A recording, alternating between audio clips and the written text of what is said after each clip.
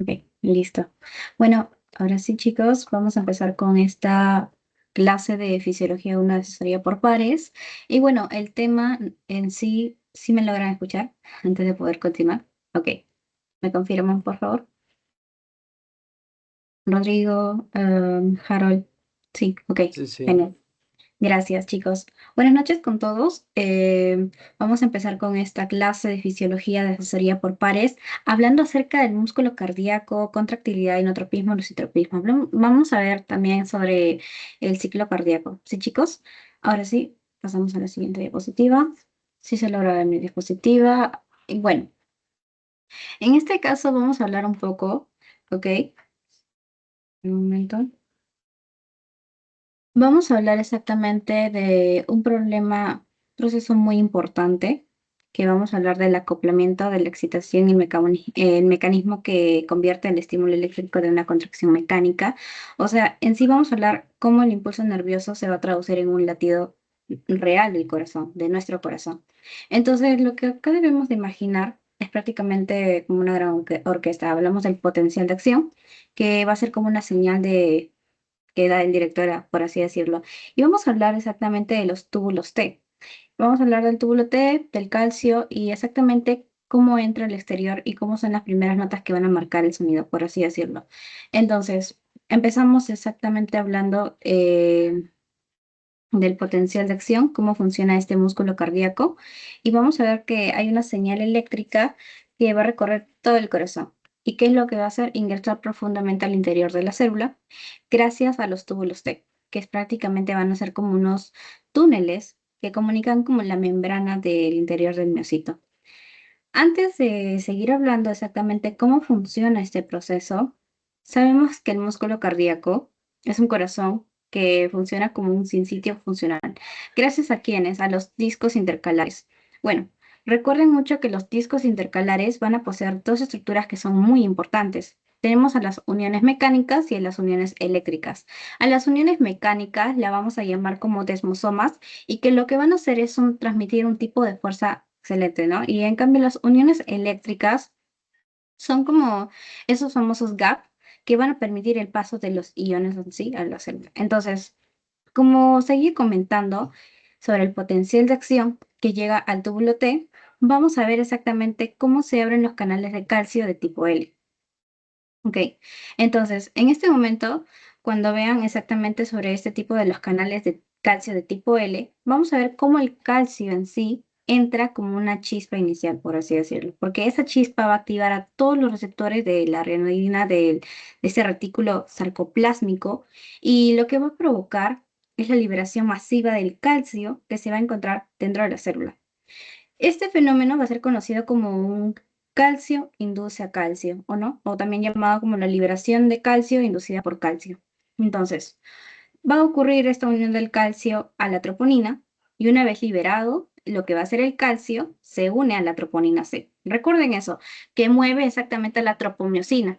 Entonces, esto va a dejar libre mucho los sitios activos tanto de la actina y va a permitir exactamente que las cabezas de miosina se puedan unir.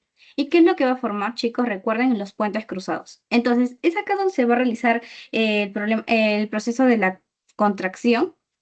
Esto también va a ser gracias a la hidrólisis del ATP, de la energía que tenemos. Y también depende mucho de las cabezas de miocina que se van a flexionar y se van a arrastrar, ¿no? Los filamentos de actina. Y eso es lo que va a producir mayormente la contracción. Ok. Ahora, para que ustedes puedan entender exactamente, vamos a comparar un poco con el músculo esquelético, ya que recuerden que el músculo esquelético, la contracción depende mucho del calcio del retículo sarcoplásmico. En cambio, en el corazón es importante el calcio extracelular. El potencial de acción cardíaco dura mucho más, entre 200 y 300 milisegundos, en sí porque tiene una fase de meseta que va a ser causada precisamente porque va a haber una entrada prolongada de calcio. ¿Y qué es lo que nos garantiza una contracción larga y sostenida? ¿Para qué? Para que en sí esto va a ser necesario para que pueda vaciarse los ventrículos. Ahora, otra diferencia para que lo puedan ver de esa forma, el corazón no puede entrar en tétanos. ¿Por qué? Porque va a tener un periodo refractario que es tan largo como la contracción misma. Esto en sí va a ser muy importante y vamos a ver esta imagen del corazón. ¿Sí, chicos? para que puedan ver exactamente cómo, imaginen cómo el corazón pueda tetanizarse como un músculo de la pierna, ¿no? Exactamente dejaría de relajarse y se acabaría la circulación. Ahora, es importante que lean el libro Guyton porque en el libro exactamente lo que va a explicar es acerca de la dependencia del calcio extracelular y la imposibilidad de poder tetanizarse, que son dos características muy importantes que van a ser el músculo cardíaco, exactamente como va a ser un tejido único y sobre todo es un tejido que se va a adaptar para la vida. En conclusión, chicos, lo que ustedes deben de aprender en esta diapositiva prácticamente es el acoplamiento, excitación, contracción, ¿no? Que va a ser como una coreografía perfecta prácticamente. ¿Por qué? Porque el potencial de acción de la señal, vamos a ver cómo el calcio entra, libera más calcio y el calcio en sí activa las proteínas que son contráctiles y es así como la célula se va a contraer. Entonces, así mismo ustedes van a ver cómo en una onda, en un electrocardiograma, detrás de ella se va a esconder todo este complejo proceso de cómo se da exactamente el resultado como un latido de un corazón. ¿Ok? Pasando a la siguiente diapositiva, vamos a hablar acerca de la contractilidad. ¿Ok? Entonces, en este caso, la contractilidad es la capacidad intrínseca del músculo cardíaco de contraerse con mucha fuerza, independientemente de cuando hablamos de una precarga. Entonces, ¿qué quiere decir? Que en sí, la misma cantidad de sangre, ¿no? El corazón puede contraerse ya sea mayor o menor intensidad. Y esto va a depender mucho de su estado fisiológico o también de su estado patológico. Entonces, vamos a ver acá cómo podemos ver exactamente, he sacado alguna información de su clase. Vamos a ver que la contractilidad depende mucho de tres factores muy importantes. Primero, la disponibilidad del calcio, ya que sin calcio suficiente, ¿qué pasaría con los puentes cruzados? La actina miosina no van a poder formarse. También depende mucho de la cantidad y la calidad de las proteínas contráctiles. ¿A qué me refiero? Que si el músculo ha sufrido daño o de repente hay alguna alteración genética, ¿qué va a pasar? La fuerza disminuye. También de otra cosa que depende de otro factor muy importante es sobre la disponibilidad de la energía. A eso nos referimos al famoso ATP. Y la contracción cardíaca en sí va a ser un proceso que consume mucha energía, ¿no? Sin ATP no va a haber fuerza. Ahora, ¿cómo exactamente vamos a entender esto en la práctica médica? Según el libro que ustedes deben de leer, nos enseña exactamente que en la contractilidad exactamente se va a definir como el cambio de fuerza. El cambio de fuerza de contracción a una misma precarga. Eso vamos a decirlo de otra manera para que lo puedan entender. Si dos corazones reciben el mismo volumen de sangre, que quiere decir la misma precarga, pero uno no late con más fuerza, por lo tanto expulsa más sangre. Entonces, ese corazón va a tener mayor contractilidad. Para hacerlo más visual, ustedes van a imaginar exactamente acá en la imagen que la precarga es la cantidad de gasolina ya que le van a poner al tanque de un auto. Por lo tanto, la contractilidad sería la potencia del motor. Si el motor acá no es fuerte, el auto va a recorrer más kilómetros con el mismo tanque, pero si el motor está débil, no, o sea, si el motor es fuerte, obviamente lo que hace nuestro carro es correr, ¿verdad? Pero si el motor en sí es débil, lo que va a hacer es que aunque tú llenes el tanque, el rendimiento va a ser malo. Lo mismo pasa con nuestro corazón. Entonces, vamos a tener factores que aumentan la contractilidad y vamos a tener la contractilidad de forma los inotrópicos positivos y vamos a ver primero la estimulación simpática, ¿ok? Vamos a ver exactamente que eso se va a dar a través de los receptores beta 1. Luego tenemos también a la noradrenalina y a la adrenalina, que exactamente van a ser la forma circulante, los digitálicos que van a aumentar el calcio intracelular. Luego tenemos el aumento del calcio extracelular y las hormonas como las tiroideas. También tenemos factores que van a disminuir la contractilidad, los ionotrópicos negativos, y por eso acá vamos a dar ejemplos. Por ejemplo, un paciente que tiene hipoxia o isquemia, el corazón en sí va a perder el oxígeno, pierde el ATP, ¿verdad? Y también pierde la fuerza. Luego también tenemos acidosis, como es el exceso de hidrógenos que va a interferir a la unión del calcio y también a la troponina.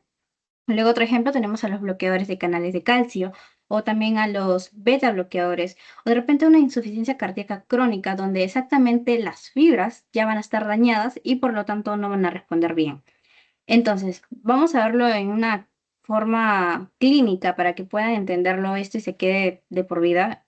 Mira, un paciente que tiene insuficiencia cardíaca, una insuficiencia cardíaca sistólica, ¿a qué nos referimos? La contractilidad va a estar disminuida y el corazón recibe sangre, pero no logra exactamente expulsarla con una fuerza suficiente como normalmente lo tiene. Entonces, para tú tratar eso, para tratar a tu corazón, lo que vas a usar o vas a medicar al paciente es usar fármacos sinotrópicos positivos, como primero tenemos a la dobutamina o también a los digitálicos que tenemos exactamente para la contractilidad. Les aumentan la disponibilidad del calcio y mejoran la fuerza contráctil. Otra cosa importante es diferenciar exactamente con la contractilidad del inotropismo. La contractilidad es una propiedad que es de forma intrínseca del músculo cardíaco, porque también va a depender mucho del calcio, de las proteínas y también de la energía. En cambio, el inotropismo lo que va a pasar son los factores que van a estar de afuera, o sea, los factores externos, como tenemos al simpático o los fármacos, que lo que va a hacer es regular la contractilidad que tienen. O sea, ¿qué quiero decir? Que la contractilidad va a ser como el motor y el inotropismo es como la mano que ajusta la potencia del motor.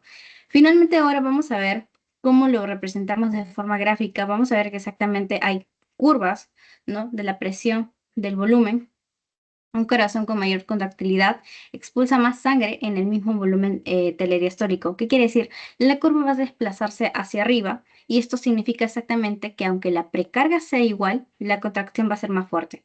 Entonces, en resumen, chicos, lo que yo quiero aclarar sobre la contractilidad es la fuerza intrínseca del corazón y depende mucho del calcio, proteínas contráctiles y el ATP.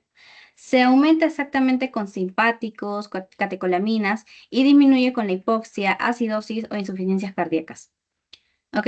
Entonces podemos decir ya que la contractilidad es como el motor interno del corazón. ¿Ok? Y exactamente su buen funcionamiento asegura que cada latido sea lo suficientemente fuerte, seguro, para poder mantener la circulación y la vida. ¿Sí, chicos?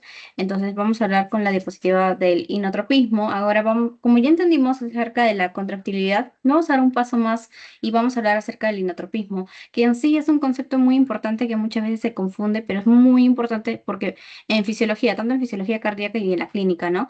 El inotropismo exactamente se refiere a los factores que regulan la contractilidad del corazón, mientras que la contractilidad es una propiedad de forma intrínseca, como lo decía, ¿no? Que depende mucho del calcio, de las proteínas. Entonces, el inotropismo es la influencia extrínseca. ¿Por qué? Porque a qué exactamente queremos llegar a eso? Que como el sistema nervioso, ¿no? Prácticamente las hormonas o los fármacos modulan esta fuerza de contracción. Entonces, para decirlo de forma, ¿no? Vamos a ver exactamente que el inotropismo es el pedal que acelera o también frena según la necesidad de los latidos, ¿no?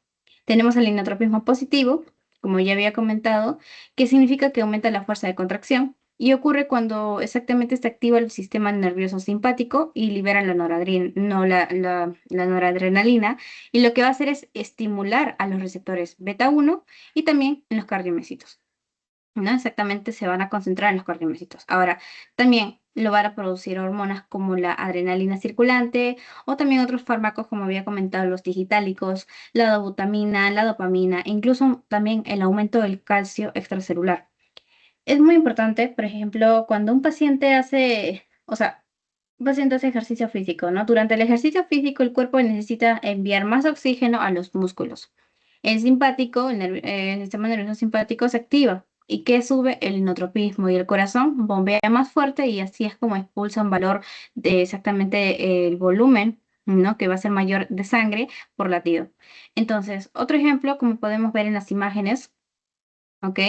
Vamos a ver exactamente en una crisis asmática, un paciente que tiene asma, entonces tiene una crisis y administras adrenalina, ¿no? No solo se van a broncodilatar los pulmones, ¿qué va a pasar? También va a aumentar la fuerza de contracción cardíaca, ¿por qué? Porque nosotros estamos estimulando a exactamente los receptores beta 1. ¿Sí? Entonces, ahora hablemos del inotropismo negativo, que el inotropismo negativo exactamente va a ser todo lo contrario. Reduce la fuerza contráctil. ¿Cómo?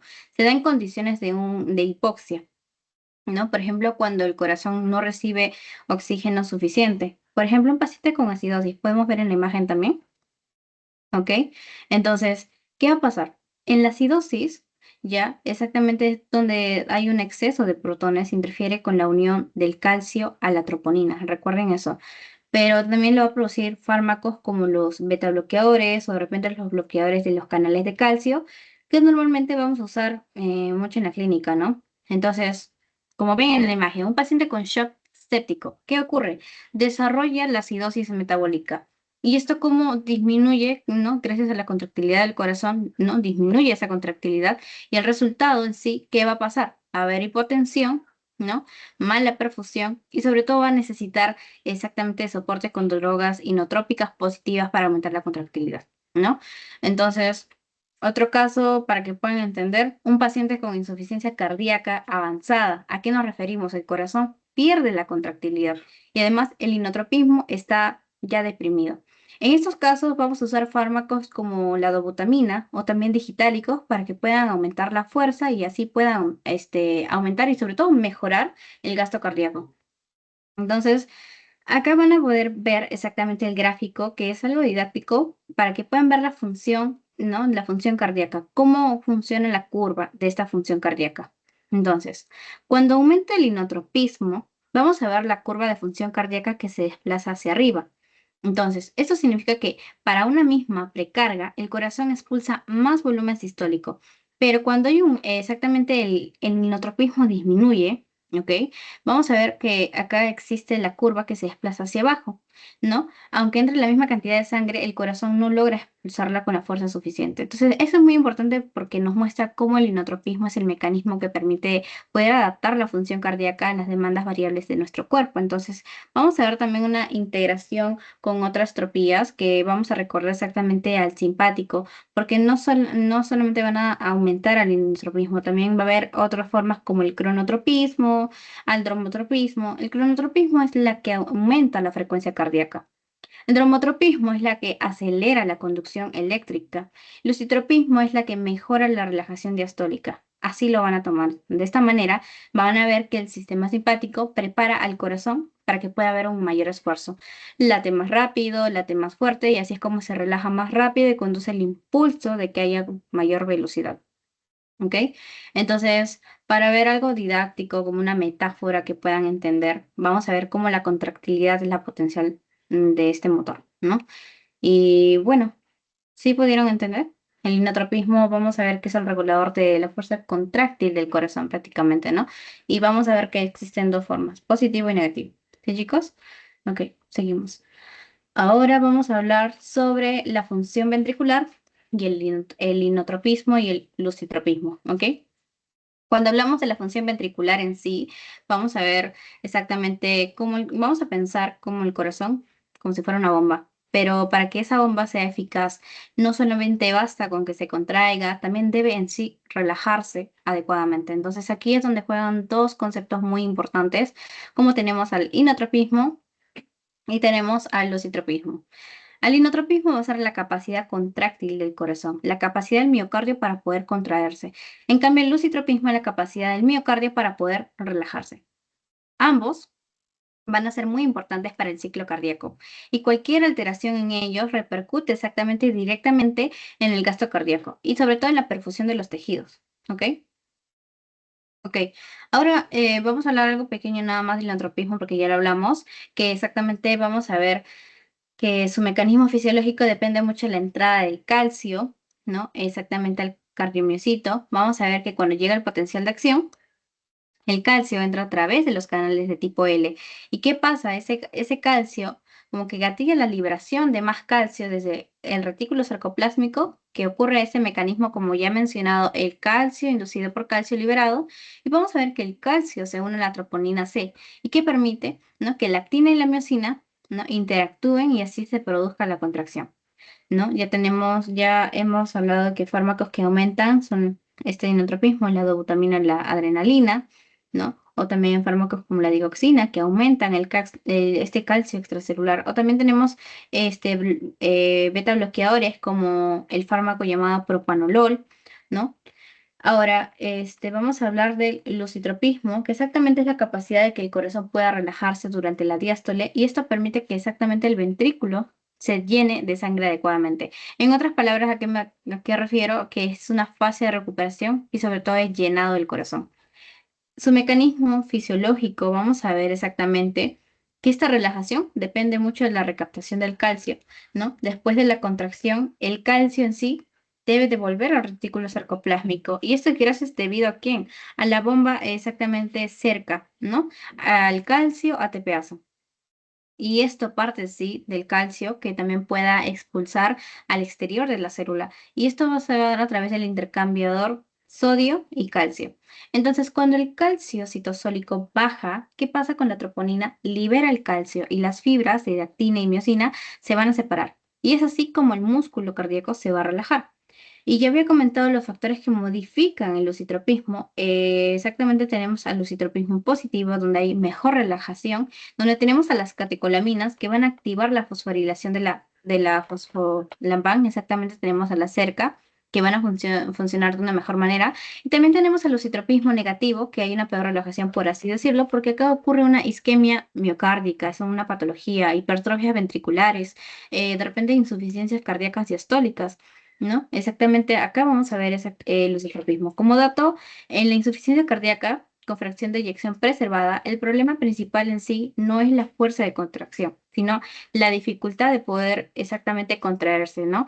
La dificultad de relajarse y sobre todo llenarse adecuadamente. Estamos hablando de la insuficiencia cardíaca. Entonces, reconocer este tipo de diferencias es muy importante tanto para el diagnóstico y para tratamiento de algunas enfermedades patológicas, sobre todo cardiovasculares, ¿sí?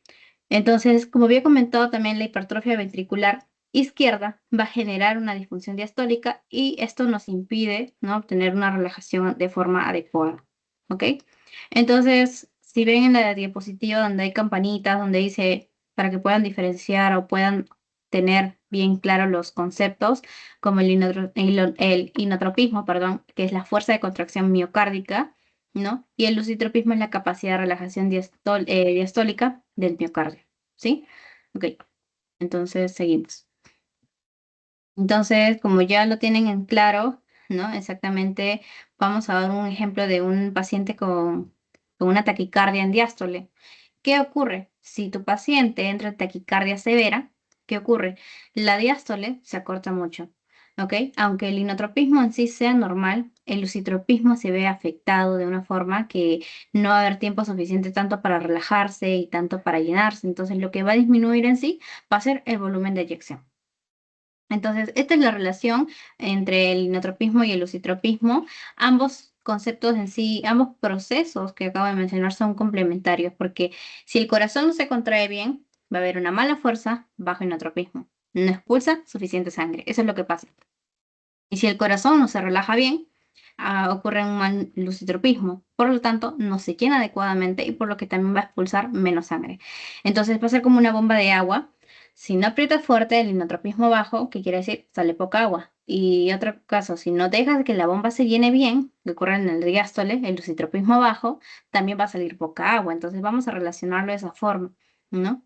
De esa forma lo vamos a resolver. Ok, vamos ahora con el tema de la ley de Frank Starling, que ahora en sí vamos a entrar a una de las leyes más importantes de la fisiología cardíaca. Tenemos esta ley. Exactamente nos indica que, bueno, a finales del siglo, ay, no me acuerdo exactamente los siglos, pero lo que sí hablan, lo más importante es que Frank Starling van a estudiar cómo el corazón regula su fuerza de contracción. Acá lo que descubrieron fue algo muy importante, algo fascinante, que el corazón tiene la capacidad tanto de adaptarse automáticamente, ya, y acerca también hablan de la contracción de la cantidad de la sangre que va a recibir a continuación. Entonces, en términos simples, lo que quiere decir es cuanto mayor es el llenado ventricular durante durante la diástole llenado, ¿ok? Mayor va a ser la fuerza de contracción, ¿no? Y por lo tanto, vamos a ver que va a haber un mayor volumen de eyección. Eso es lo que deben de recordar. ¿Ok, chicos? Entonces, ¿cuál en sí va a ser la base fisiológica que vamos a tener dentro de esta ley? Vamos a ver la explicación. Está en sí lo que vimos antes del sarcómero. Cuando el ventrículo recibe más sangre, sus fibras musculares se estiran. Este estiramiento que ocurre acerca de los filamentos de actina y miosina a su longitud óptima es más o menos de 2.2. Entonces, vamos a ver en sí la longitud. En este punto vamos a ver que hay una mayor superposición y por lo tanto se forman más puentes cruzados. ¿Qué quiere decir? Que va a haber mayor fuerza de contracción. Entonces, también en su libro va a explicar que al estirarse las fibras, ¿ok? Van a aumentar también la sensibilidad tanto de la troponina al calcio y lo que potencia mucho más la contracción. Entonces, vamos a explicar la ley en este gráfico. Vamos a ver en la gráfica, en esta página, ¿ok? Que en el eje X tenemos el volumen telediastólico, el llenado, ¿ok? ¿ok? Bueno, no están los ejes.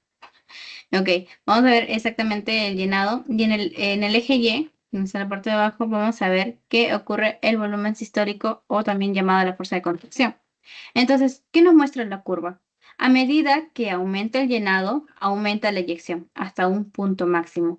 Pero ojo, recuerden, si el corazón se dilata demasiado, como ocurre en una insuficiencia cardíaca, que es una enfermedad, ¿ok? Los sarcómeros se estiran más allá de la longitud óptima. Entonces, en este caso, ¿qué ocurre? La fuerza empieza a caer en lugar de subir. Vamos a tener ejemplos clínicos, ¿ok? Como un paciente que hace ejercicio físico, ¿no? Cuando tú haces ejercicio, aumentas el retorno venoso por la contracción de los músculos y sobre todo en la respiración profunda. Pero ¿qué pasa? Que incrementas exactamente este tipo de volumen telediastólico y ocurre que nuestro corazón responde con una contracción más fuerte, un mayor volumen sistólico. Quiere decir que acaba de aplicar la ley de Frank-Starling para poder mantener el gasto cardíaco, ¿no? Acorde con el esfuerzo. Tenemos otro ejemplo, un paciente que se realiza la transfusión sanguínea. Si un paciente está deshidratado, recibe líquidos intravenosos o una transfusión, ¿qué va a pasar? Aumenta el volumen de sangre, aumenta su volemia, sube la precarga y gracias a esta ley de Frank-Starling, el corazón bombea más fuerte. Ahora, otro ejemplo para que puedan recordarlo más, ¿no? Como había comentado, exactamente para que puedan entender acerca de la insuficiencia cardíaca, que es una de las enfermedades más importantes, ¿ok? Si un corazón está enfermo, está dilatado, ¿qué ocurre en la curva de Frank-Starling? Se va a aplanar. Esto significa que, ¿qué va a pasar en sí? Aumenta el volumen telediastólico y el corazón no logra aumentar el volumen sistólico. Por lo tanto, vamos a ver que los pacientes con insuficiencia cardíaca, ¿ok? Presentan una gran congestión pulmonar y también presentan edemas, ¿no? ¿Qué va a pasar? La sangre entra, pero no logra salir en la misma proporción ¿ok? Entonces, vamos a ver una diferencia con la regulación,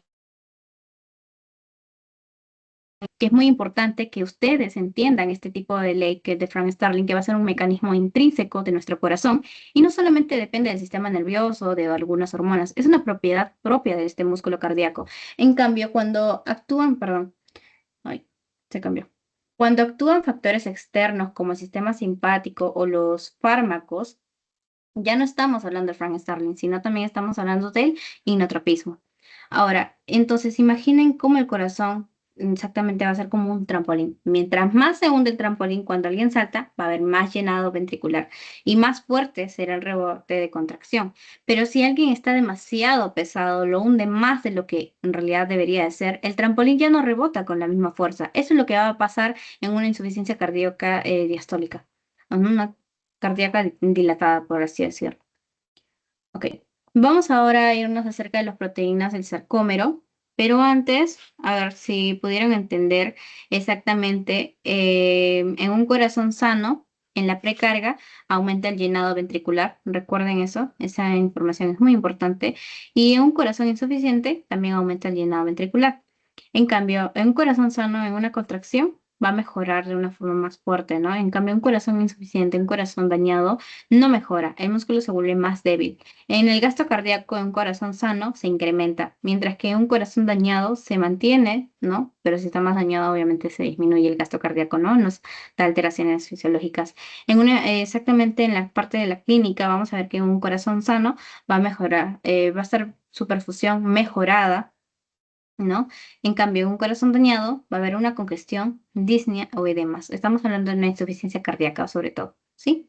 Entonces, hablando acerca de las proteínas del sarcómero, ya hemos hablado de las proteínas principales que generan la contracción, ¿no? La actina, la miosina, pero el sarcómero no funcionaría bien si solamente dependen de estas dos nada más. Entonces, nuestro corazón lo que necesita es proteínas que le den tanto elasticidad, le den estabilidad, le den regulación, porque en sí, cada latido implica que las fibras se estiren y también se acorten miles de veces al día. Entonces, vamos a ver que la titina es una proteína gigantesca. De hecho, es una de las más grandes y más conocidas en el cuerpo humano porque se va a extender desde la línea Z hasta la línea M y actúa mucho como un resorte elástico. ¿Para qué nos sirve exactamente? Mantiene primero la miosina alineada dentro del sarcómero, ¿no? Le va a dar elasticidad y lo que va a permitir es que el sarcómero se estire y luego vuelva a una longitud normal. Entonces, contribuye mucho a una relación longitud-tensión y que en sí esto va a ser como una base de la ley de Frank-Starling. Prácticamente va a ser como un resorte de un colchón, porque si se estira demasiado, se rompe. Si se mantiene en su rango óptimo, da soporte y da elasticidad. Entonces ahora vamos a hablar de la neulina, ¿ok? Que corre a lo largo del filamento de la actina y en sí vamos a ver cómo su función es actuar como una regla que organiza la longitud de la actina.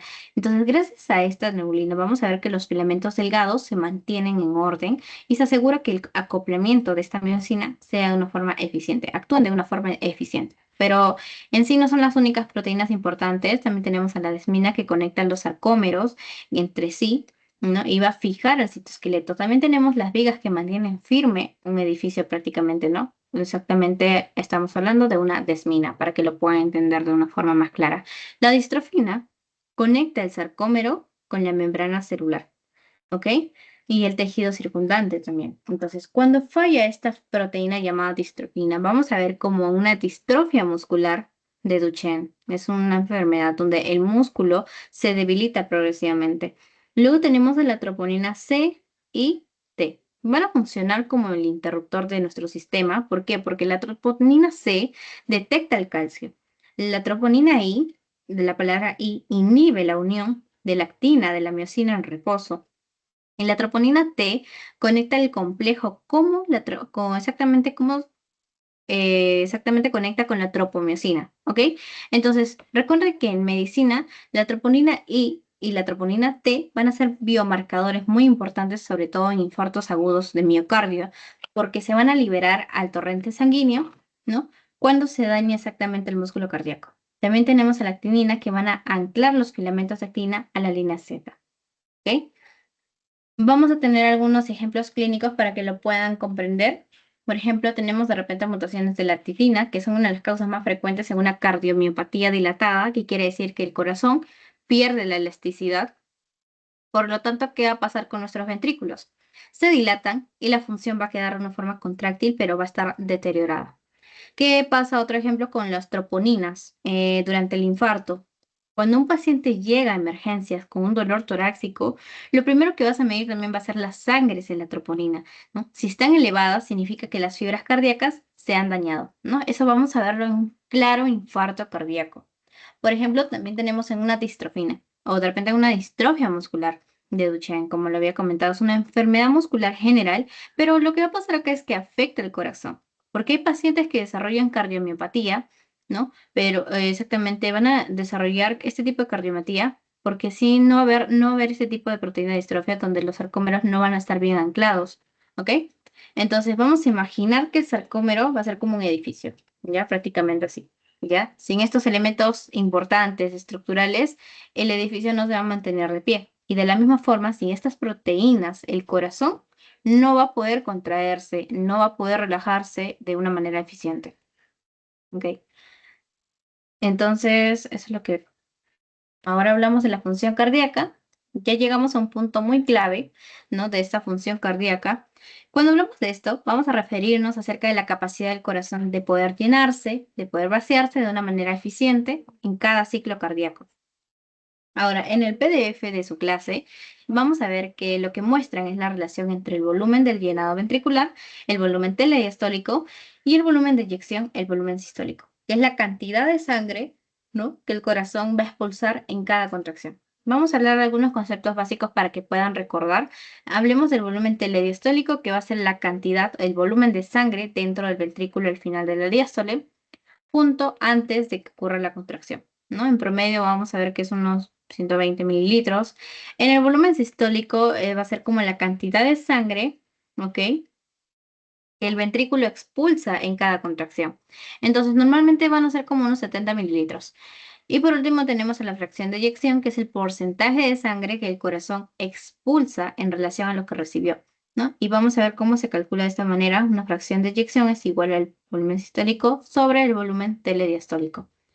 Ok, en un corazón sano, esta fracción, perdón, debe ser mayor al 55%. Vamos a ver, en el volumen telediastólico es de 120 mililitros, el volumen sistólico es de 70 mililitros. Por lo tanto, la fracción de eyección viene a ser de un 58%. ¿Qué ocurre? Exactamente, qué nos da como el resultado, o sea, ¿qué significa este tipo de resultado? Que el corazón expulsa más de la mitad de lo que recibe. Es algo muy eficiente. Exactamente, vamos a ver la imagen que nos dice en la curva de la función cardíaca. Como pueden ver ustedes en esta imagen, ¿ok?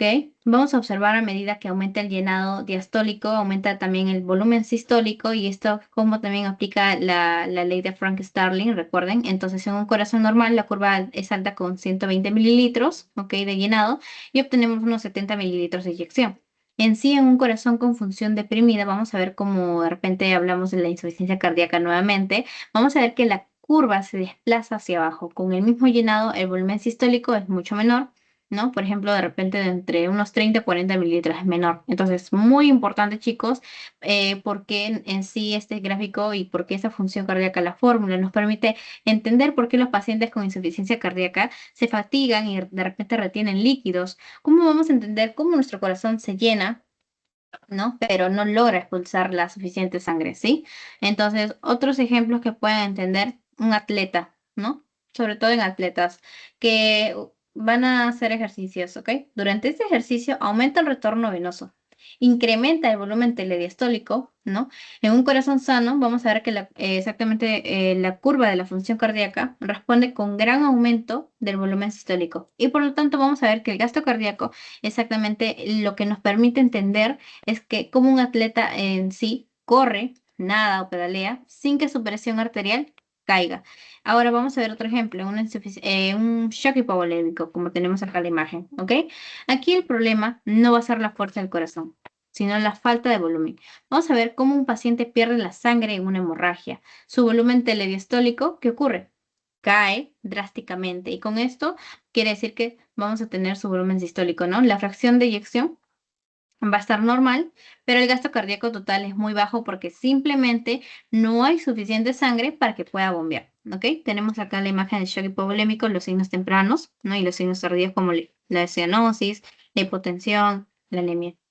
Entonces, ok, seguimos. Entonces, vamos a ver en la práctica médica para que puedan entender en medicina cómo la fracción de eyección es uno de los parámetros más importantes y sobre todo los más usados para poder evaluar la función cardíaca. Lo vamos a medir exactamente con una ecocardiografía. Una fracción eyección menor de 40 nos se va a indicar una insuficiencia cardíaca con una fracción reducida, ¿no? Una fracción de eyección que de repente es normal o tienen síntomas que van a indicar una insuficiencia cardíaca con fracción preservada también, ¿no? O también por esto vamos a ver cuando recibimos un informe de una ecocardiografía que dice una fracción de eyección de 35%.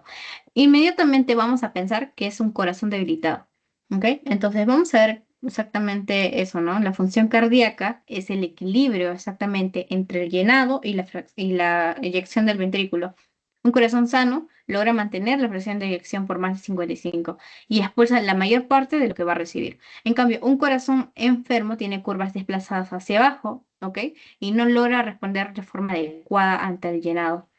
En clínica vamos a entender cómo esto nos permite identificar, ¿no? Y sobre todo diferenciar entre un atleta con un corazón eficiente y un paciente con insuficiencia cardíaca o también uno con hipovolemia, ¿ok? Ahora hablando exactamente este punto del gasto cardíaco y el trabajo cardíaco, ok, vamos a ver, vamos a integrar todo lo visto, ok, de un resultado medible. Vamos a ver cuánta sangre por minuto es capaz de poder movilizar el corazón y cuánto trabajo va a realizar para poder lograrlo. Empecemos con lo más importante, ok, el gasto cardíaco. En sí va a ser la cantidad de sangre que el corazón bombea en un minuto. Su fórmula es muy importante, sobre todo simple, ¿ya? En nuestras diapositivas, como podemos ver, ¿no? Vamos a ver, el gasto cardíaco es igual a al volumen de eyección por la frecuencia cardíaca, ¿ok? Si pensamos en un adulto sano, en reposo, un latido expulsa unos 70 mililitros, un volumen sistólico. El corazón late cerca de 70 veces por minuto. 70 por 70, 4.900 mililitros, casi 5 litros, ¿no? En un ejercicio intenso, vamos a ver que gracias a la actividad simpática, el volumen por latido aumenta y la frecuencia se dispara. Entonces, esto nos lleva a cabo que el gasto cardíaco, que sí debería ser, bueno, a unos 20 a 25 mililitros, va a ser en modo turbo del corazón para que pueda abastecer a todos a los músculos, exactamente el músculo cardíaco que estamos hablando. Ahora, ¿de qué depende este volumen sistólico? Aquí entra el mapa que nosotros ya conocemos, la precarga, la contractilidad, el inotropismo y la poscarga.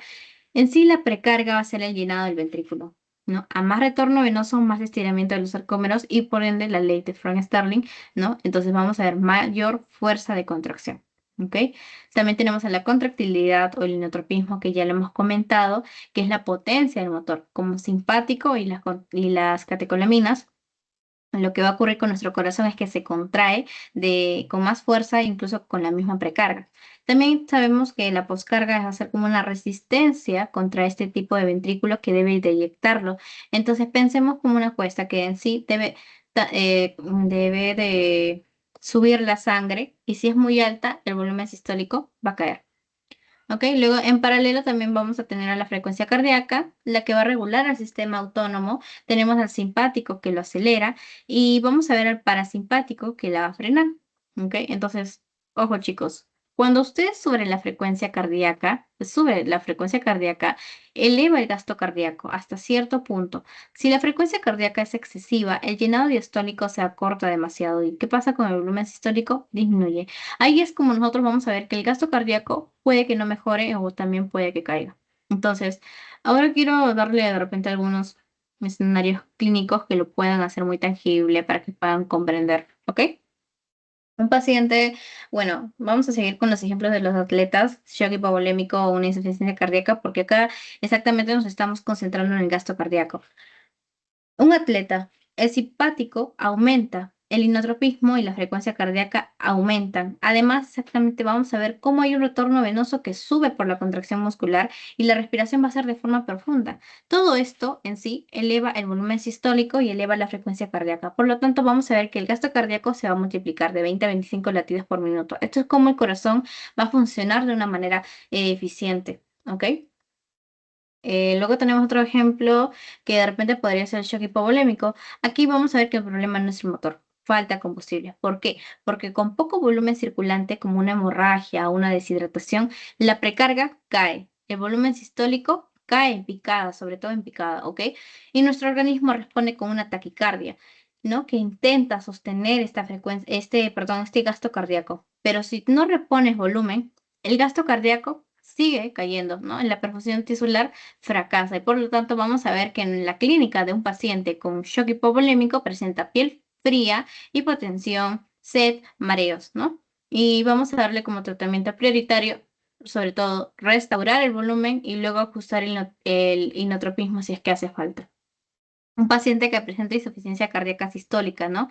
El ventrículo va a estar dilatado, va a estar débil, ¿no? Aún con un volumen telediastólico normal o de repente alto, el volumen sistólico es bajo porque la contractilidad va a estar deprimida, ¿ok? Por eso es que vamos a ver que nuestro gasto cardíaco va a ser bajo, ¿no? Entre 2 a 3 litros por minuto. Entonces, en casos moderados o severos, vamos a ver que está muy bajo, ¿no? Entonces, en la clínica, un paciente con insuficiencia cardíaca sistólica, vamos a ver que el paciente puede presentar edemas, puede presentar disnea, fatiga, ¿no? Como tratamiento vamos a darle, exactamente, vamos a reducir la poscarga, ¿correcto? Vamos a darle vasodilatadores para que pueda reducir la poscarga. Vamos a modular la frecuencia cardíaca con los beta bloqueadores y con los diuréticos para la congestión. Y si es necesario, vamos a darle inotrópicos positivos para la descompensación. Entonces, hasta aquí nosotros vamos a hablar del flujo. Vamos a ver exactamente cuánto trabajo hace el corazón para que pueda generar ese tipo de flujo. Vamos a ver que el trabajo cardíaco por latido, también llamado stroke, ¿ok? En sí va a ser como un área de bucle de presión-volumen del ventrículo. Vamos a ver que exactamente en un rectángulo, como lo pueden ver, el trabajo cardíaco nos puede generar gasto cardíaco, ¿ok? Vamos a ver exactamente el esquema preciso donde todo encaja el llenado, la precarga, ¿ok? La contractilidad, el inotropismo, la resistencia, que es la poscarga, no resistencia a la eyección, la poscarga. ¿Y cómo vamos a ver que estos van a determinar el volumen sistólico? ¿Ok? ¿Sí lo logran ver? Ok. Y junto con esta frecuencia cardíaca, ¿ok? Y también con el gasto cardíaco. Entonces, prácticamente va a ser como un diagrama de la bomba cardíaca.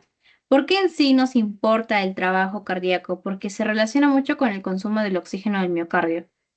¿No? Lo que más caro sale prácticamente en esos términos del oxígeno, aumentar la tensión de la pared, que quiere decir que si el ventrículo está muy dilatado, de repente la presión está muy alta, ¿verdad? Estamos hablando de un paciente con hipertensión arterial, ¿ok? Aumenta la frecuencia cardíaca, aumenta la contractilidad y es por esto que vamos a ver en pacientes con una enfermedad llamada estenosis aórtica, ¿no? Una enfermedad o hipertensión severa, se fatiga.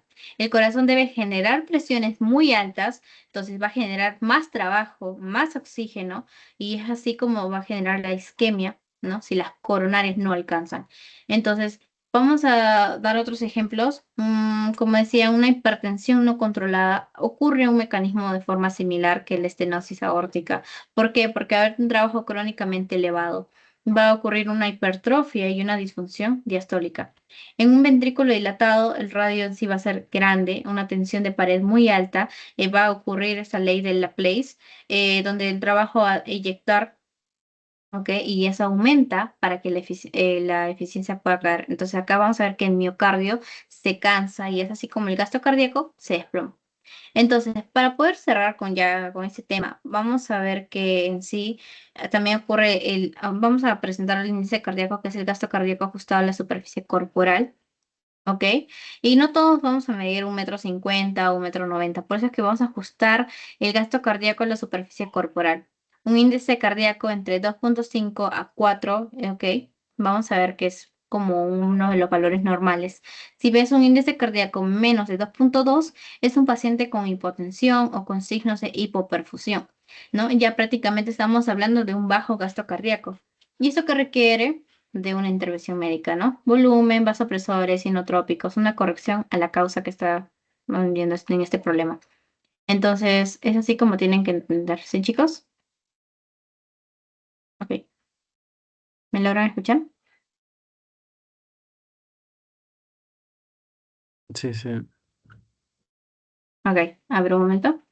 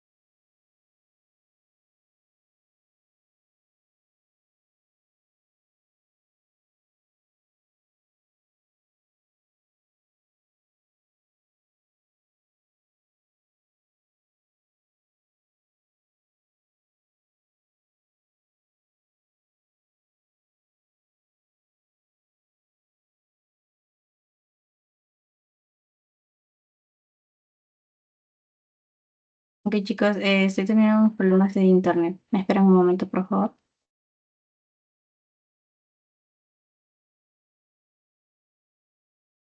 Ok, ok, vamos a empezar entonces. Con el tema de la contracción y relajación del músculo cardíaco, vamos a ver exactamente que la contracción va a ser como un acortamiento de los sarcómeros y va a haber mayor eyección. Vamos a ver que en la célula existe mayor calcio, ¿ok? Y ocurre también el proceso del ATP, que es requerido en la contracción, va a haber mayor energía, tanto para la miocina y también para que haya una relajación. Y sobre todo en la fase del ciclo va a haber una contracción isovolumétrica donde va a aumentar la eyección.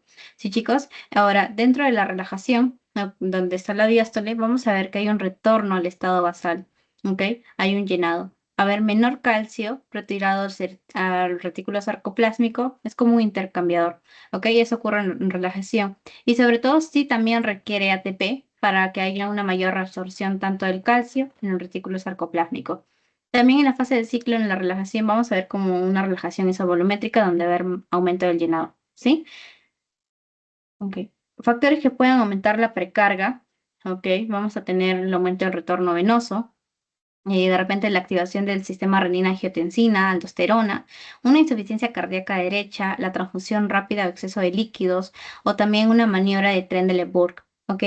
También vamos a ver que exactamente por qué queremos aumentar el retorno venoso ante una precarga, porque queremos ver que entre más sangre llega al corazón, va a haber mayor volumen, ¿sí?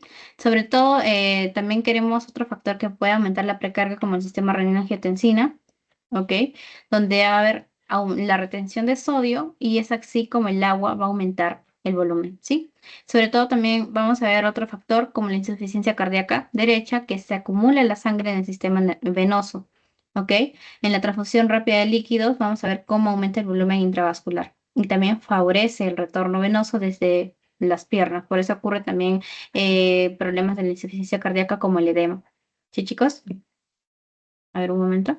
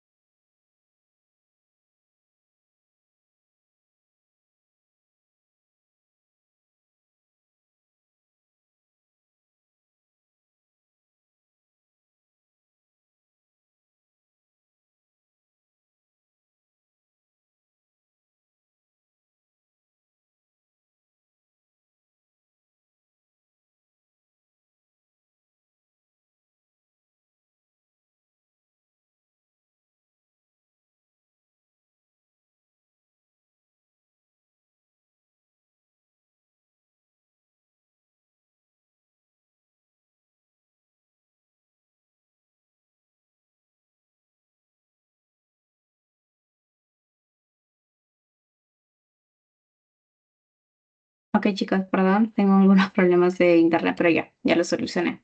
¿Sí? Ok. Entonces, ahora vamos a hablar de algunos conceptos básicos como la precarga y la poscarga.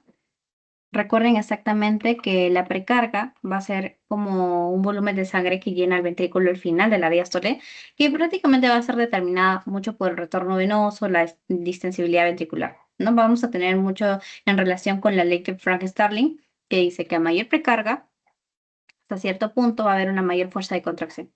En cambio, en la poscarga ocurre una resistencia que el ventrículo debe de vencer para que pueda eyectar sangre. Y como vamos a tener una principal, sobre todo la presión arterial sistémica, y vamos a tener las resistencias vasculares periféricas que van a determinar esta poscarga. Y va a haber un aumento de poscarga que exige mayor trabajo del corazón. ¿Ok? También tenemos factores que van a modificar la precarga y la poscarga, ¿no?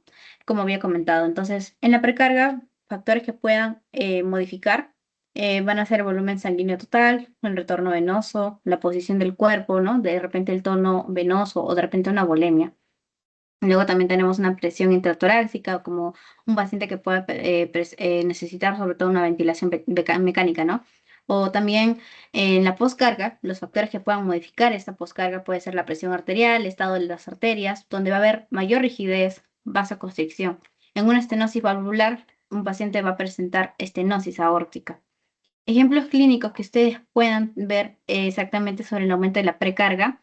Vamos a ver una administración de fluidos intravenosos, insuficiencia cardíaca, ok, derecha, donde va a haber este acúmulo de, ¿no? Acúmulo venoso que pueda presentar, o una disminución de la precarga, donde va a haber hemorragia o shock hipovolémico, el uso de diuréticos o vasodilatadores venosos, ¿no? Una nitroglicerina, ok, es un vasodilatador o un diurético que pueda presentar para que pueda disminuir sobre todo la precarga.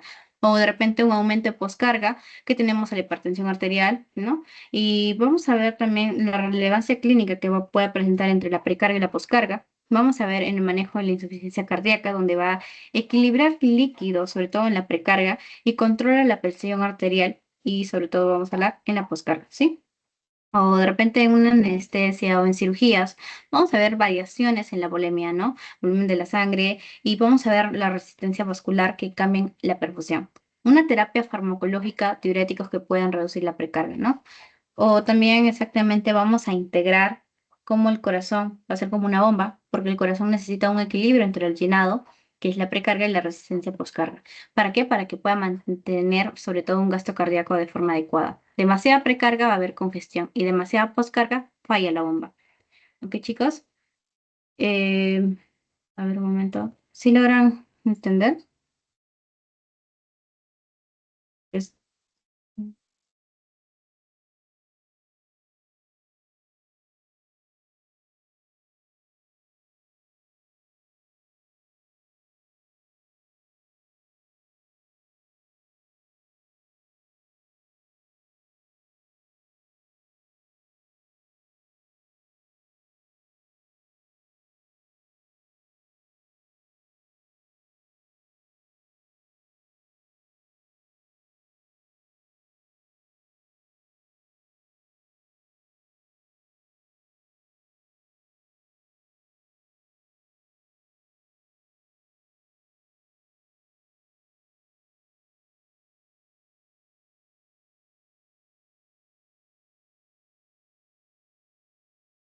Ok, ahora hablando de los ruidos cardíacos, vamos a repasar un tema clínico que es muy importante sobre los ruidos cardíacos y los fenómenos cardíacos. En sí, vamos a recordar que no todo va a ser fisiología porque va a ser como una herramienta diagnóstica y sobre todo importante en la exploración física cuando vamos a entender exactamente cómo desde la fisiología básica hasta la aplicación clínica vamos a entender paso a paso. ¿Ok, chicos?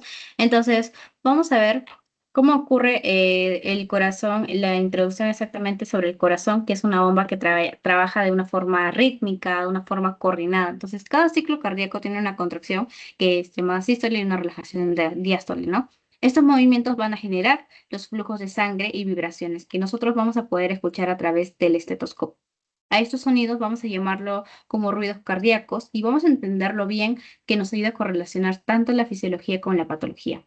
Los ruidos cardíacos principales que tenemos son los fisiológicos normales. Existen dos ruidos cardíacos básicos, como el primer ruido cardíaco, donde ocurre el inicio de la sístole ventricular, que va a ser causado principalmente por el cierre de las válvulas auriculoventriculares. Tanto tenemos a la mitral y a la tricúspide, y es como un lap fuerte y prolongado.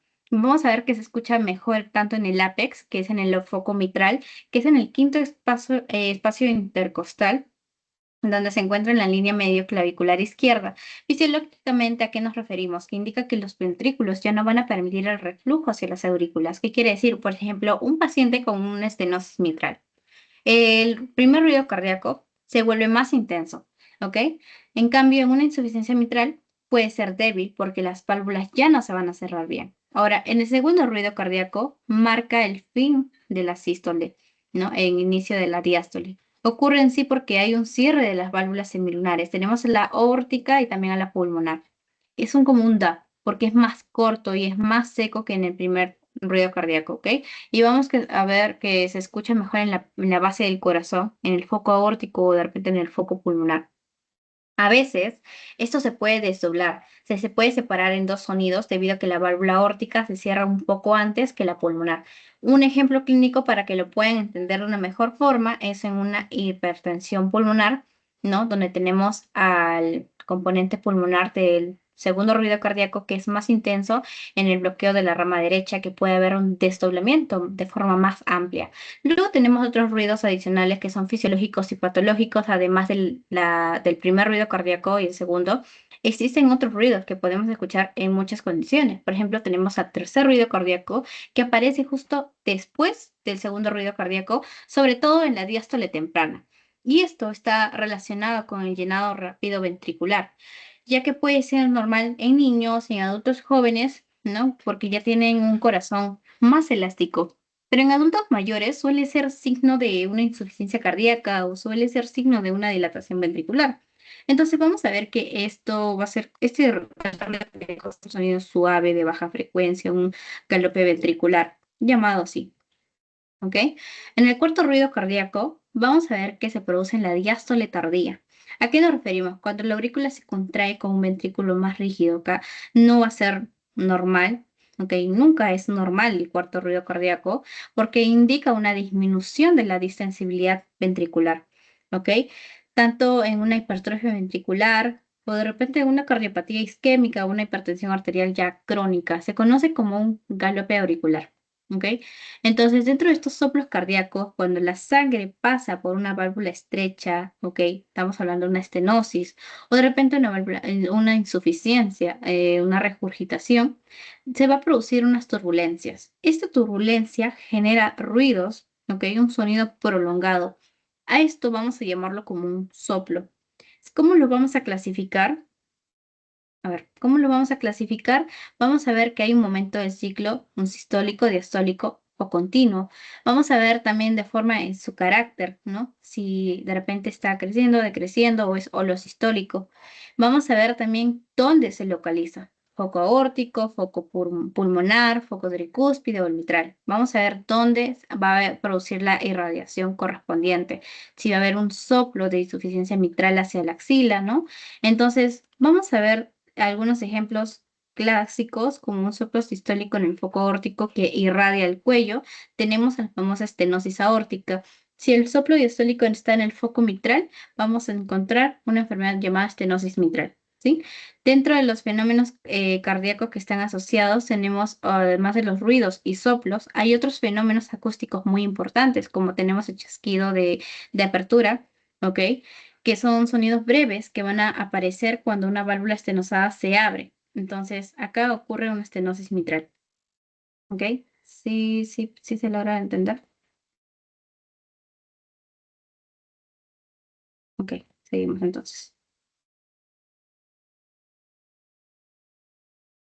Entonces, también tenemos otros fenómenos cardíacos, como comentaba, que está la sístole auricular, que acá prácticamente vamos a ver, un momento, que va a haber una contracción de las aurículas que empuja la sangre hacia el ventrículo. ¿Ok?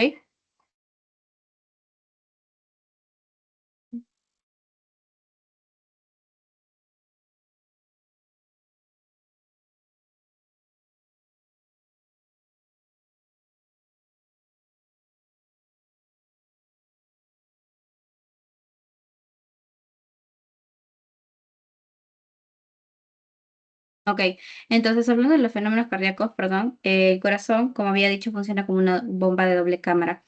Entonces vamos a hablar empezando acerca de la sístole auricular, que también se llama como una contracción de las aurículas, como lo decía. Ocurre exactamente cuando hay una final de la diástole.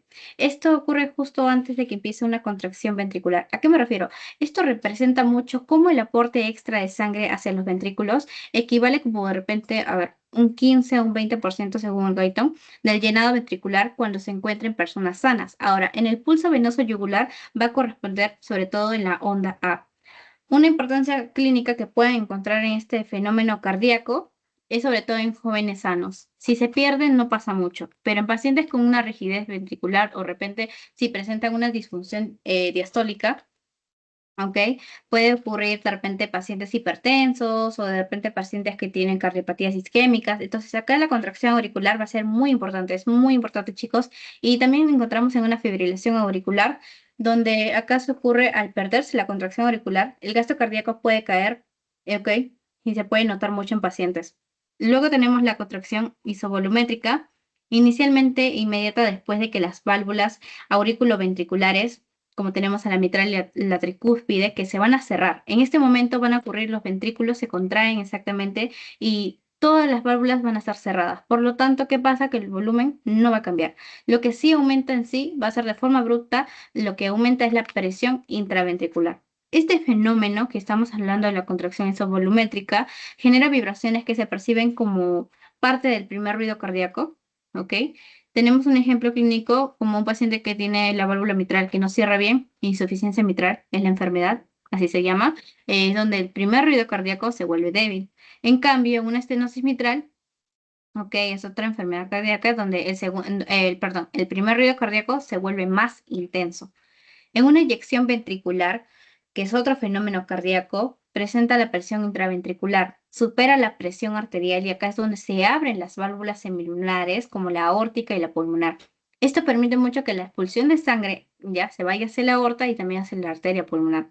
En el momento central de la sístole ventricular vamos a ver que hay una importancia clínica en esta eyección ventricular, en este tipo de fenómenos donde encontramos una estenosis aórtica o pulmonar. ¿Qué quiere decir? Que la eyección se dificulta y aparece un soplo sistólico de una forma más característica acá, ¿verdad? En una insuficiencia aórtica vamos a ver que parte de la sangre regresa en diástole, lo cual también nos va a indicar que cambia la dinámica de este ciclo. Otro fenómeno tenemos en la relajación isovolumétrica que ocurre al final de la eyección. Cuando los ventrículos empiezan a relajarse, todas las válvulas están cerradas nuevamente, así que el volumen no cambia, pero la presión intraventricular se cae rápidamente. Acá ocurre que va a haber un cierre de las válvulas semilunares y acá ya no va a generar el primer ruido cardíaco como en el otro, sino genera el segundo ruido cardíaco. Un ejemplo clínico que vamos a encontrar una relajación isovolumétrica en un paciente que presenta insuficiencia diastólica, ¿no? Cuando tiene el ventrículo muy rígido. Este proceso que ocurre acá se acentúa y sobre todo la presión que ocurre acá se mantiene más elevada. O también un paciente que presenta hipertensión pulmonar. Acá el componente pulmonar del segundo ruido cardíaco se escucha más fuerte. Otro fenómeno tenemos el llenado ventricular ya más rápido, donde se abren las válvulas auriculoventriculares. Tenemos a la mitral y a la tricúspide, donde la sangre acá fluye de una forma pasiva desde las aurículas hacia los ventrículos. Y esto ocurre gracias a que la gradiente de presión aurícula donde tenemos el ventrículo, corresponde al primer tercio de la diástole. Un fenómeno acústico que va a estar asociado a este llenado ventricular rápido, tenemos a este llenado que es más intenso, ¿no? En una insuficiencia cardíaca izquierda, que se va a escuchar el tercer ruido cardíaco, conocido como ya lo dije anteriormente, el galope ventricular. Ahora, en el llenado ventricular lento ¿ok? O diástasis, tras el llenado rápido, llega una fase donde en sí el flujo se hace más lento porque las presiones de las aurículas y el ventrículo se van a igualar. ¿Y qué ocurre acá? Representa la segunda parte de la diástole. Normalmente aporta poco al llenado ventricular. Vamos a verlo en personas jóvenes, ¿no? Esta fase en sí va a ser una fase muy corta. De repente en adultos mayores donde pueda prolongarse, sobre todo en una disfunción diastólica. Y ya para terminar con la presión venosa auricular, va a reflejar los cambios de la presión en la aurícula, sobre todo durante el ciclo cardíaco. Se representa en ondas A, C, B del pulso venoso yugular. Tenemos a la onda A, la contracción auricular, a la onda C, el abombamiento de la válvula tricúspide hacia la aurícula, donde va a ocurrir la contracción ventricular. Luego tenemos la onda V, que es el llenado de la aurícula cuando la válvula tricúspide va a estar de forma cerrada. Muy útil en una exploración clínica, ¿ok? Ya que en el pulso yugular es como una ventana, es también para poder ver la dinámica que ocurre en el ventrículo derecho. Se puede presentar en pacientes con una insuficiencia tricúspide, ¿no? Que se va a ver una onda V, que va a ser una forma más prominente en el gráfico, y sobre todo en una estenosis tricúspide, ¿no? Vamos a ver una onda A gigante. Todos estos fenómenos se pueden correlacionar con los ruidos cardíacos que vamos a escuchar en la auscultación y con la onda yugular que vamos a explorar, ¿no? De forma física. Y es así como vamos a poder diagnosticar a pacientes que presentan arritmias, ¿no? Cuando hay una pérdida de la contracción auricular, o de repente vamos a diagnosticar valvulopatías que las estaba mencionando, ¿no? Como la estenosis mitral, insuficiencia aórtica, ¿no? Soplos y ruidos anormales vamos a encontrar en las valvulopatías. O de repente un paciente que presenta insuficiencia cardíaca, vamos a escuchar la aparición del tercer ruido cardíaco, y en una hipertrofia ventricular vamos a escuchar, ¿no?, la aparición del cuarto ruido cardíaco. ¿Ok? Como conclusión, entonces, pues, en esta diapositiva de los fenómenos cardíacos, ¿ok? Es muy importante reconocerlos en la mecánica de este ciclo cardíaco y aprender a relacionarlos, sobre todo en la auscultación, en el pulso yugular, para poder realizar diagnósticos que van a ser más importantes y sobre todo certeros en una exploración clínica. ¿Sí? Ok.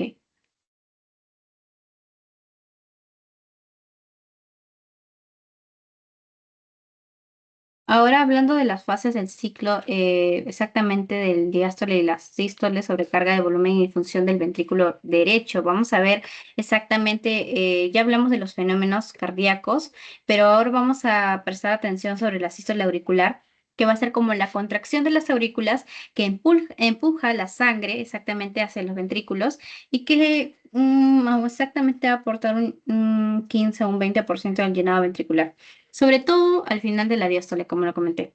En el pulso venoso yugular la vamos a identificar, esta sístole auricular, como la onda A.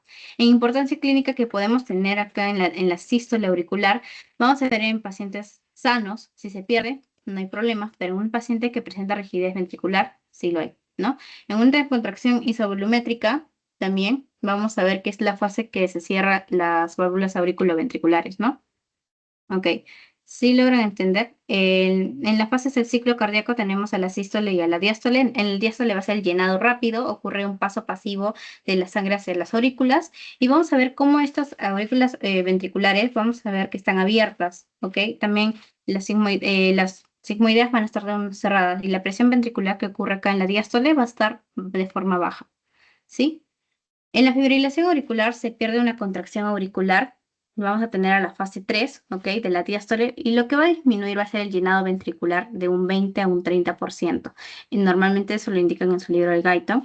Y va a afectar especialmente en jóvenes, ¿ok? Jóvenes que tienen una disfunción diastólica, sobre todo en miocardiopatías o hipertrofias. ¿Sí? Ok. Vamos a empezar ahora con las preguntas, el banquito. Ya hice las.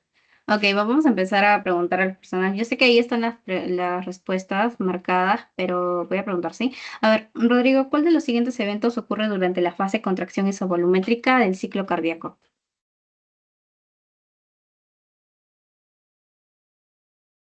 Hola, ¿me logran escuchar?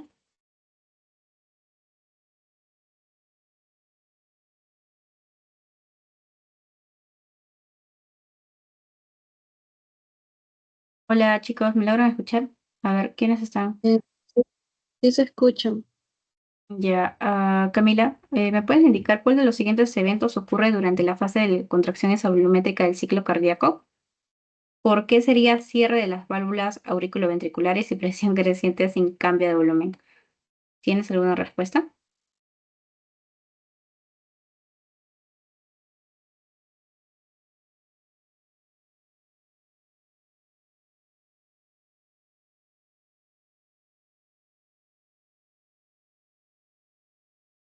Chicos,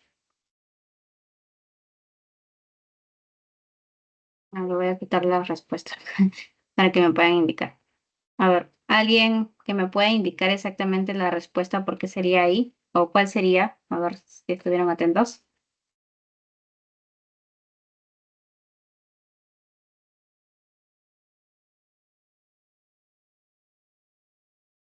Chicos, ¿me logran escuchar? Hola. A ver, chicos, necesito su participación para que Eh, podamos eh, tomar la clase. disculpa, ¿es porque se está preparando para la eyección? Ok, entonces, en realidad, vamos a ver que la respuesta sería cierre las válvulas auriculares ventriculares. En sí, esto se debe por la contracción isovolumétrica que hay. En sí, los ventrículos inician su contracción tras el llenado. Primero, como comenté, se cierran las válvulas auriculoventriculares. Tenemos a la mitral y a la tricúspide, y eso nos ayuda para poder evitar el reflujo de las aurículas. Entonces, como aún no se abren en las semilunares que tenemos a la aórtica y a la pulmonar, la sangre no puede salir, por lo tanto el volumen se mantiene constante. Mientras tanto, acá vamos a ver que la presión intraventricular aumenta rápidamente hasta poder superar la presión arterial, ¿no? Momento en el que recién se van a abrir las válvulas semilunares. Por eso, el evento clave acá va a ser la presión creciente, ¿no? Sin cambio de volumen. Ahora, vamos con la siguiente pregunta. ¿Cuál de los siguientes factores incrementan la precarga? A ver, chicos.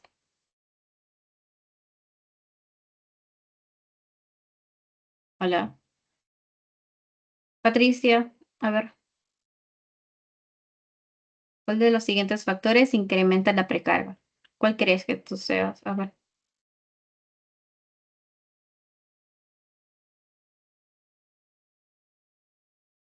O Adriana, Ximena, Sebastián, Ariana, Harold, Rodrigo. Creo que es el aumento de la resistencia vascular periférica.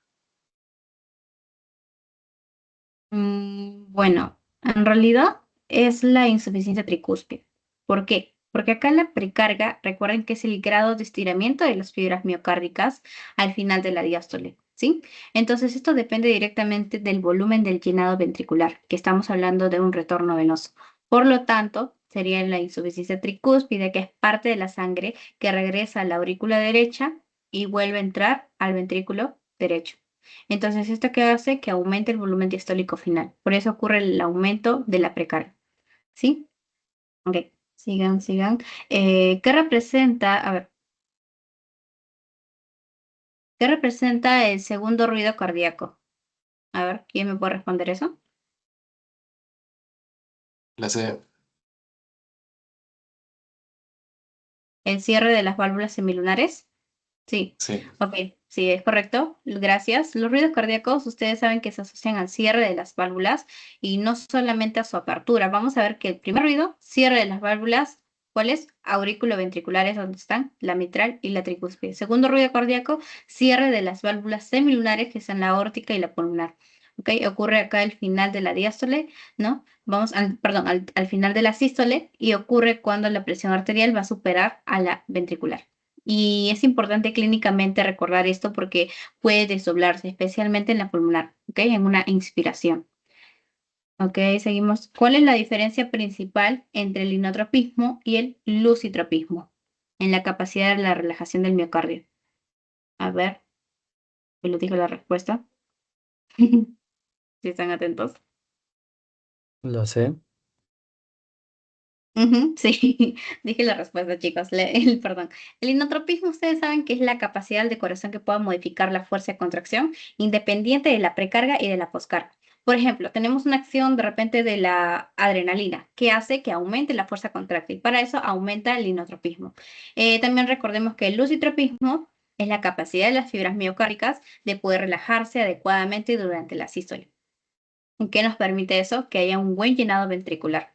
Ambos en sí van a depender mucho del manejo intracelular, sobre todo del calcio. El inotropismo ayuda a que entre y sea disponible el calcio para poder realizar la contracción.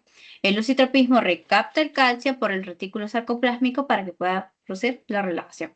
Por lo tanto, la diferencia acá va a ser que es uno que regula la contracción, que tenemos el inotropismo, y el otro, la relajación, es el inotropismo. ¿Sí? Ok. A ver, eso sería todo, chicos.